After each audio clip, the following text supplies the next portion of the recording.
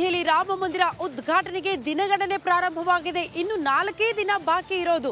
ಎಲ್ಲೆಡೆ ಸಂಭ್ರಮ ಮನೆ ಮಾಡಿದೆ. ಎಲ್ಲೆಲ್ಲೂ ರಾಮನಾಮ ಜಪ ಆಗ್ತಾ ಇದೆ. ಈ ಹೊತ್ತಲ್ಲಿ ಪ್ರಧಾನಿ ನರೇಂದ್ರ ಮೋದಿ ಅವರು ನೋಡಿ ಅಯೋಧ್ಯೆಯಲ್ಲಿ ರಾಮ ಮಂದಿರ ಉದ್ಘಾಟನೆ ಆಗೋ ಸಲುವಾಗಿ, ಮೂರ್ತಿಗೆ ಪ್ರಾಣ ಪ್ರತಿಷ್ಠಾಪನೆ ಆಗೋ ಸಲುವಾಗಿ ಕಟ್ಟುನಿಟ್ಟಿನ ವ್ರತದ ಆಚರಣೆ ಮಾಡ್ತಾ ಇದ್ದಾರೆ ಪ್ರಧಾನಿ ನರೇಂದ್ರ ಮೋದಿ ಅನ್ನೋದ್ರ ಡೀಟೇಲ್ ಸಿಗ್ತಾ ಇದೆ. 12 ದಿನದಿಂದ ಉಪವಾಸ ಮಾಡ್ತಿದ್ದಾರೆ ಪ್ರಧಾನಿ ನರೇಂದ್ರ ಮೋದಿಯವರು.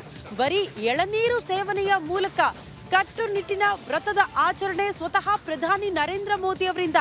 ನೋಡಿ, ನಮ್ಮ ದೇಶದ ಸಂಸ್ಕೃತಿ, ಕಲೆ ಅನಾವರಣ ಬಹುತೇಕ ಕಡೆ ನಾವು ಕಾಣ್ತಾ ಇರ್ತೀವಿ. ಅದೇ ರೀತಿ ನಮ್ಮ ಆಚರಣೆಗಳನ್ನ ನಾವು ಯಾವತ್ತೂ ಕೂಡ ಬಿಡಬಾರ್ದು.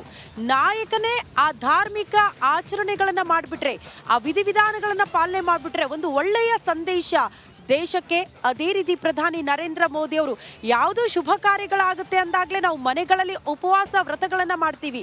ಕಟ್ಟುನಿಟ್ಟಾಗಿ ಬರೀ ನಾವು ನೀರನ್ನ ಸೇವನೆ ಮಾಡೋದು, ಎಳೆನೀರು ಸೇವನೆ ಮಾಡೋದು, ಈ ರೀತಿ ಮಾಡ್ತಾ ಇದ್ವಿ. ಈಗ ನಮ್ಮ ದೇಶದ ನಾಯಕ ಪ್ರಧಾನಿ ನರೇಂದ್ರ ಮೋದಿ ಅವರೇ ಸ್ವತಃ ಅಯೋಧ್ಯೆಯಲ್ಲಿ ರಾಮ ಮಂದಿರ ಉದ್ಘಾಟನೆ ಆಗ್ತಾ ಇರೋ ಕಾರಣದಿಂದ ಕಟ್ಟುನಿಟ್ಟಿನ ವ್ರತದ ಆಚರಣೆ ಮಾಡ್ತಿದ್ದಾರೆ. ಸರಿಸುಮಾರು 12 ದಿನದಿಂದ ಬರೀ ಎಳನೀರು ಸೇವನೆಯಲ್ಲಿದ್ದಾರೆ ಪ್ರಧಾನಿ ನರೇಂದ್ರ ಮೋದಿ ಅನ್ನೋದ್ರ ಡೀಟೇಲ್ಸ್ ಸದ್ಯ ಸಿಗ್ತಾ ಇದೆ.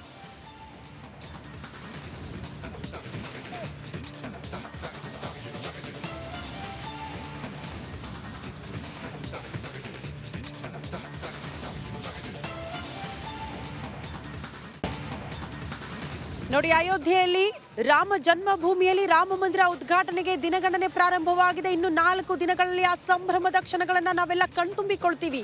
ಈ ಹೊತ್ತಲ್ಲಿ ಪ್ರಧಾನಿ ನರೇಂದ್ರ ಮೋದಿ ಅವರು ಇಂಥ ಕಾರ್ಯಕ್ರಮದಲ್ಲಿ ಭಾಗಿಯಾಗ್ತಾ ಇರೋದ್ರಿಂದ ಕೋಟ್ಯಾನುಕೋಟಿ ಹಿಂದೂಗಳ ಕನಸು ಸಾಕಾರಗೊಳ್ತಾ ಇರೋದ್ರಿಂದ ಸ್ವತಃ ಪ್ರಧಾನಿ ನರೇಂದ್ರ ಮೋದಿ ಅವರು ಮೂರ್ತಿ ಪ್ರತಿಷ್ಠಾಪನೆಯ ಸಂದರ್ಭದಲ್ಲಿ ಒಂದಷ್ಟು ಕಟ್ಟುನಿಟ್ಟಿನ ವ್ರತಗಳನ್ನ ಆಚರಣೆ ಮಾಡೋರು ಬಹುತೇಕರು. ಅದರಲ್ಲಿ ಪ್ರಧಾನಿ ನರೇಂದ್ರ ಮೋದಿ ಅವರು ಕೂಡ ಕಟ್ಟುನಿಟ್ಟಿನ ವ್ರತದ ಆಚರಣೆ ಮಾಡ್ತಿದ್ದಾರೆ. ಅಯೋಧ್ಯೆಗೂ ಕರ್ನಾಟಕಕ್ಕೂ ಇರುವ ಅವಿನಾಭಾವ ಸಂಬಂಧದ ಬಗ್ಗೆ ಪ್ರತಿ ಕ್ಷಣವೂ ವಿಶೇಷ ವರದಿಯ ಮೂಲಕ ರಿಪಬ್ಲಿಕ್ ನಿಮಗೆ ತಿಳಿಸುವಂತಹ ಪ್ರಯತ್ನವನ್ನ ಮಾಡ್ತಾ ಇದೆ. ಕಾರಣ, ಕರ್ನಾಟಕದಲ್ಲೂ ಕೂಡ ಶ್ರೀರಾಮನ ಹೆಜ್ಜೆ ಗುರುತುಗಳು ಯಾವ ರೀತಿ ಇದೆ, ಎಲ್ಲೆಲ್ಲಿ ರಾಮನ ನಂಟು ಕರ್ನಾಟಕದೊಂದಿಗೆ ಬೆಸೆದುಕೊಂಡಿದೆ ಅನ್ನೋದ್ರ ಬಗ್ಗೆ ವಿಶೇಷ ವರದಿಗಳ ಮೂಲಕ ನಿಮಗೆ ಆ ಮಾಹಿತಿಯನ್ನ ನೀಡುವ ಕೆಲಸವನ್ನ ನಾವು ಮಾಡ್ತಾ ಇದ್ದೀವಿ. ಅದೇ ರೀತಿ ಈಗ ಮೈಸೂರಿನಲ್ಲಿ ಚುಂಚನಕಟ್ಟೆಯಲ್ಲಿ ಶ್ರೀರಾಮನ ಹೆಜ್ಜೆ ಗುರುತು ಇರೋದು ಸಂತಸದ ವಿಚಾರ. ಸಾಲಿ ಗ್ರಾಮದ ಚುಂಚನಕಟ್ಟೆಯಲ್ಲಿರುವ ರಾಮನ ಹೆಜ್ಜೆ ಗುರುತು ಅಂದ್ರೆ ರಾಮನ ದೇಗುಲ ಅಲ್ಲಿ ಇರೋದು. ವನವಾಸದ ಸಂದರ್ಭದಲ್ಲಿ ಇಲ್ಲಿಗೆ ಭೇಟಿ ಕೊಟ್ಟಿದ್ರಂತೆ ಶ್ರೀರಾಮ. ಈ ಹಿಂದೆ ಚುಂಚಾರಣ್ಯ ಅಂತ ಕರೆಯಲ್ಪಡ್ತಾ ಇದ್ದಂತ ಸ್ಥಳ ಇದು. ಕಾವೇರಿ ನದಿ ಹರಿಯುವ ಸ್ಥಳದಲ್ಲಿ ಸ್ನಾನ ಮಾಡಿದ್ದಳಂತೆ ಸೀತೆ. ಸ್ನಾನ ಮಾಡಲು ಲಕ್ಷ್ಮಣ ಬಿಟ್ಟು ಬಾಣದಿಂದ ಕಾವೇರಿ ಅಂದ್ರೆ ಸ್ನಾನ ಮಾಡೋದಕ್ಕೆ ಲಕ್ಷ್ಮಣ ಬಿಟ್ಟ ಬಾಣದಿಂದ ಕಾವೇರಿ ಹರಿದಳೆಂಬ ಐತಿಹ್ಯ ಕೂಡ ಈ ಜಾಗಕ್ಕಿದೆ. ಇದೇ ನೀರಿನಲ್ಲಿ ಸೀತಾಮಾತೆ ಸ್ನಾನ ಮಾಡುತ್ತಾರೆ ಎಂಬುದು ಇತಿಹಾಸ.